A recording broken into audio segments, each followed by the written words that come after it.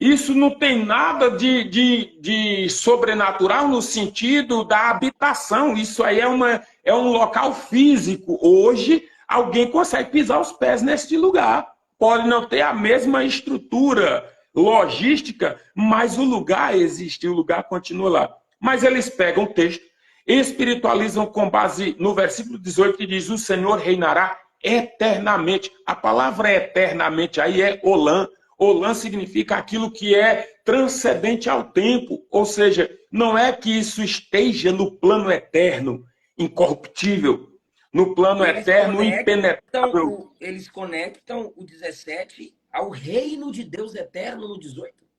Perfeitamente. Conectam o 17, a palavra santuário, esquecem que o texto hebraico é Mikdash, que é alusivo àquela área que Deus escolheu para estabelecer o seu povo e abençoar a terra que dera ao seu povo.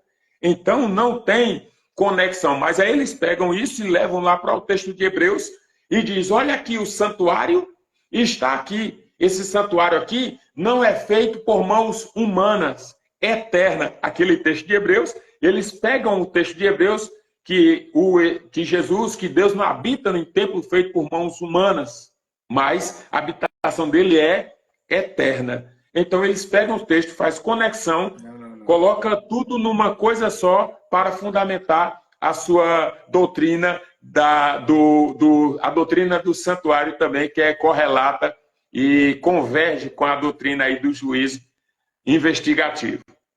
É coisa. Rapaz, é a segunda vez que eu tô rindo disso, é complicado. Daniel capítulo 8, versículo 11, é uma prova da existência deste santuário onde o juízo investigativo acontece? Pronto, vamos lá o texto. Daniel, capítulo 8 e versículo 11. Olha, então, vamos para a Bíblia aqui. Veja lá. Pastor Eliseu, a turma tá atenta aí? Tá ligada? Tá ligada. A turma tá firme aí. Vamos lá. Versículo 11, não é isso? 8:11. Cresceu até alcançar o exército do céu, versículo 10. Deixa eu ler. Lê aí. Deixa eu ler a partir do 10. Cresceu Isso. até alcançar o exército dos céus e atirou na terra parte do exército das estrelas e as pisoteou. Cresceu tanto que chegou a desafiar o príncipe do exército, suprimiu o sacrifício diário oferecido ao príncipe e o local do santuário foi destruído. E o lugar do santuário foi destruído. Observe, eles fazem essa conexão, só que esquecem a parte histórica, porque a teologia ela é teologia histórica, ela é bíblica, ela é sistemática e ela é teologia prática, as quatro áreas da teologia. Eles esquecem aqui da parte histórica. Teologia histórica, bíblica, sistemática e prática. São as quatro áreas da teologia.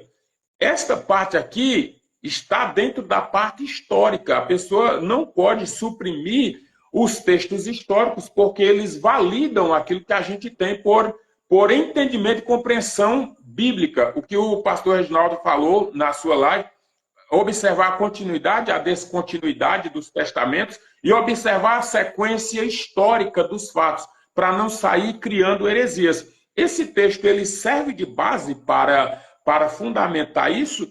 Não serve de base, porque aqui é uma tratativa histórica da transição dos reinos, onde Antíoco Epifânio destrói o santuário em Jerusalém. Antíoco Epifânio dizem desse texto, pastor?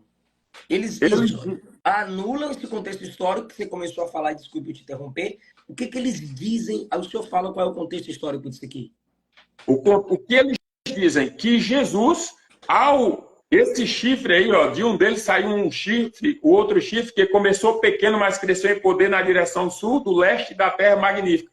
Cresceu até alcançar o exército dos céus e atirou na terra alguns componentes do exército das estrelas e os pisoteou. É como na doutrina, é como se Jesus estivesse travando uma guerra E essa guerra, uma vez que ele vence, ele sobe e consegue, a partir desta sua vitória, executar os juízos investigativos que estão agora sob a sua responsabilidade. É como se houvesse uma batalha, uma guerra travada entre Jesus.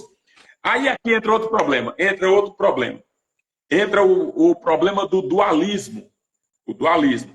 O dualismo diz que existem duas forças correlatas que existem e se proporcionam em poder, o bem e o mal. E aí, dentro dessa doutrina do juiz investigativo, nasce dentro dela uma ideia dualista de Deus e do diabo, das forças do bem e das forças do mal, que se degladiam e que, por vezes, quase que a do mal poderia vencer, mas não venceu. Jesus é superior a eles e está exercendo juízo investigativo ali no santuário onde ele não estava. E agora, a partir de 1844, ele passa a estar. Pastor Eliseu, observe aí na questão do que eles falam para justificar onde era que Jesus estava. Aí diz Apocalipse capítulo 5, e vi um livro aberto e ninguém poderia abrir o livro, ninguém poderia abrir. Aí eles dizem o seguinte, nem Deus podia abrir o livro, nem Deus podia abrir o livro. Quem era que poderia abrir o livro? Era quem? Jesus. E onde é que Jesus estava? Porque ele não estava ali. Aí eles dizem que aquele texto da passagem ali é um texto que mostra que Jesus estaria lá nesse lugar santíssimo. Quem é que pode abrir o livro? Aí parece que diz alguém, vai lá e chama Jesus no lugar santíssimo e chama ele para abrir o livro. Aí Apocalipse capítulo 5 se cumpre e Jesus abre o livro. É uma salada. Peraí, para a gente encerrar, então, Apocalipse 5, João vê um livro que não havia ninguém no céu, nem na terra, nem debaixo da terra que pudesse abrir o livro ou sequer olhar para ele. Aí João chora. Aí um ancião pergunta, não chore, eis aqui o leão de Judá. Aí Jesus chega. Então, anula isso aqui e fala assim, chama Jesus lá no Santo dos Santos que ele está ocupado. Vai lá chamar Jesus, que ele está lá, ele está ocupado lá, vai lá chamar Jesus.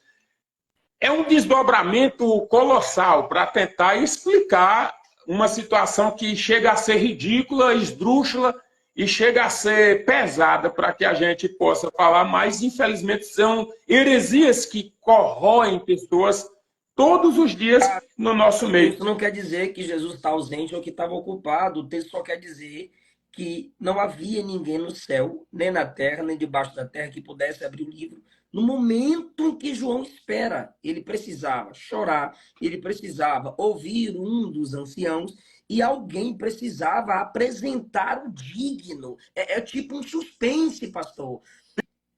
Sim, não existe nada que... Não significa que ele não estivesse, ele iria abrir o livro, como de fato o fez, para liberar os juízos sobre a terra, sobre a humanidade. O senhor me fez uma pergunta aí, eu penso que eu finalizo essa pergunta aí agora. O senhor lembra da pergunta que o senhor me fez aí? A terceira pergunta, não sei se foi a terceira ou se foi a segunda. Veja aí. O senhor me fez a pergunta. Aqui as perguntas que eu programei não está mais aparecendo para mim. Vê as que eu te mandei aí. Acho que a pergunta número 2, a doutrina do juiz investigativo está errada em quais aspectos, em comparação aos textos bíblicos? Sim. Vamos lá, pontuar. Então, 3 aspectos. Aí pode anotar quem está nos assistindo, 3 aspectos: tempo, lugar e obra de Cristo. Tempo, lugar e obra de Cristo, e aqui eu penso que a gente vai terminar. Tempo, de data mesmo. Tempo, lugar e obra de Cristo. Tempo, lugar e obra de Cristo. Primeiro, deixa eu só responder a irmã Jeane aqui. Irmã Jeane, já fizemos uma live sobre essa afirmação que dizem que o arcanjo Miguel é Jesus. Está aqui no meu Instagram live com o pastor Gabriel, tá bom? Pode continuar, pastor.